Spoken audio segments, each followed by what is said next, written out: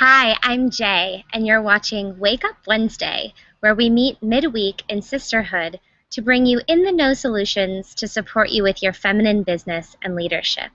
This week, I have something really special for you, a sneak peek into the Celebrity Mentor Training for Mentor Masterclass. Over the past year, I've interviewed over 24 thought leaders to help new coaches learn from the best, launch their business with more ease, and step into the soul power of sisterhood. In these trainings, these amazing mentors are sharing their behind the scene techniques for how they walk their talk in their life, what kind of coaching models, tools, and techniques they use in sessions with their big time VIP clients, how to prospect and how to market in a way that will make you successful. But success really also meaning what's the model that works for you, which is why I have so many mentors for you to learn from. So today we've pulled a little snippet from a special mentor for you to have the opportunity to experience some of the magic of this training. So here you go. Enjoy. Hi, ladies. Welcome to Mentor Masterclass and your training with celebrity featured mentor Terri Cole. Hi, Terri. Hi, Jeannine. How are you? So good, and I'm so excited, ladies, to introduce you to Terri, not only because she's just an amazing mentor with so much insight and love to share with you, but also because she has one of the sexiest voices I've ever heard. So this is a delightful hour that you get to spend listening to her share. Lovely. So, ladies, we're going to dig right in so we have as much time with Terri as possible. And Terri, where I would love to start with the girls is really one of the things we cover every month at Mentor Masterclass is walking your talk. And I'm just curious how that comes up and shows up for you in your own life. And if you have a favorite tool or technique that you use to really walk your talk in your life or to help you through your moments of adversity or challenge.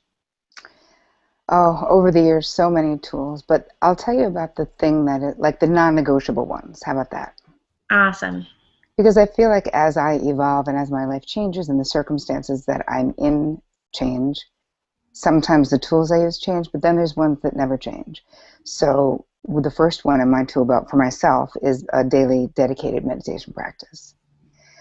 So for people who don't meditate, I have a meditation CD. I teach it to all my clients. It's like mandatory if you're going to work with me that you at least try to rock a practice. Mm-hmm. It took me many years to successfully rock a practice, though. So I also am very sensitive to understanding that it is a challenge, especially when you're first starting. So how it looks like in my life is that I wake up and the first thing I do every day is meditate.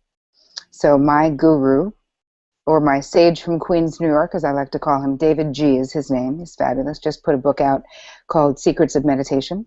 Awesome. He has an acronym, which is RPM, which is Rise, P, Meditate. So I might add a few more letters because I usually rise, P, brush my teeth, start the coffee, then meditate. The coffee I'm not supposed to be drinking, that I'm sometimes drinking, I'm not drinking, but what I'm always doing is meditating. So that's the one thing. RPBCM. Right, whatever you need to do in between. But there is something very powerful about that time, that space between sleeping and being fully awake, that it's easier to drop into the gap, or as Deepak Chopra might say, to meet in the unified field. But I want to talk a little bit about my own experience of meditating and why it became a non-negotiable in my daily habits, is that I, like many of the women in your group and many of the women on this call, very type A, overachieving, workaholic.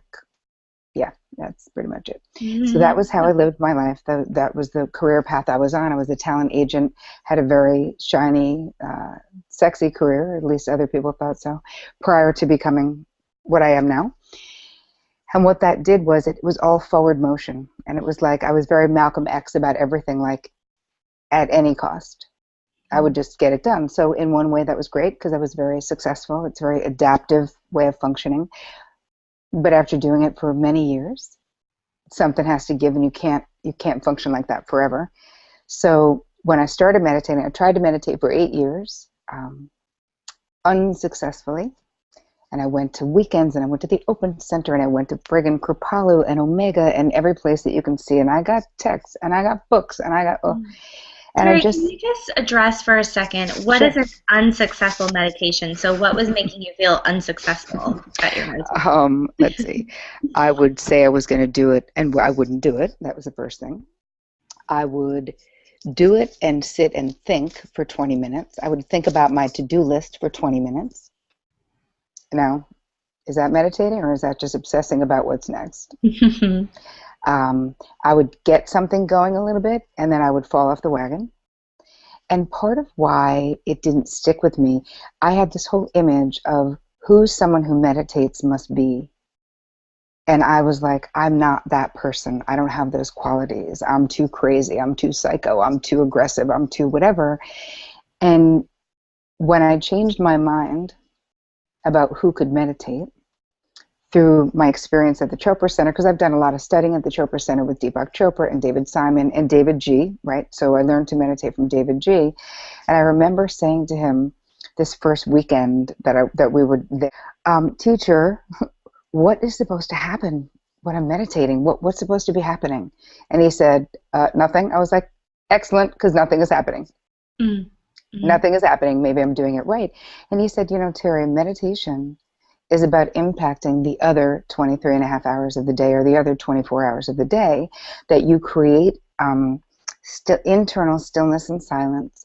And hopefully you can take a thimbleful of that into everything you do for the next 23 hours. Mm. And that I could get with, that I could understand. I thought something miraculous. It was some big secret that I didn't get. So that for that time, so for me, 20 minutes in the morning and 20 minutes after work, because the other acronym is RAW, which is right after work. Mm. You don't really meditate at night, because before you know it, you're sleeping, and meditation and sleeping, you don't want that to become synonymous, which is what will happen. Mm. As your mind is not thinking about your to-do list or what you did before the moments in meditation or what you need to do later, the actual takeaway for me was that I suddenly bought about 2 to 3 seconds of response time in every situation in my life. Mm. So if you can imagine, those of you who are looking, who are listening, who are here, if you were to close your eyes and think of the last time you pushed send on an email when you wish you hadn't, the last time when you said something mean to someone that you love, the last time that you agreed to something that you ultimately didn't want to do, or you said no to something because of your ego, these are all ways that 2 seconds or 3 seconds of response time profoundly changed my life. Mm. So that's my go-to tool. That's one. I mean, there's others, but I'd say that's the most, has had the most impact in my life. Thank you for the visual and the distinct places to check in our lives. I've had so many of those moments, and I wish on Gmail there was an undo. I had, just when you said that, went straight back into the stress of that moment, and and the lack of consciousness that we carry if we're not actively creating it.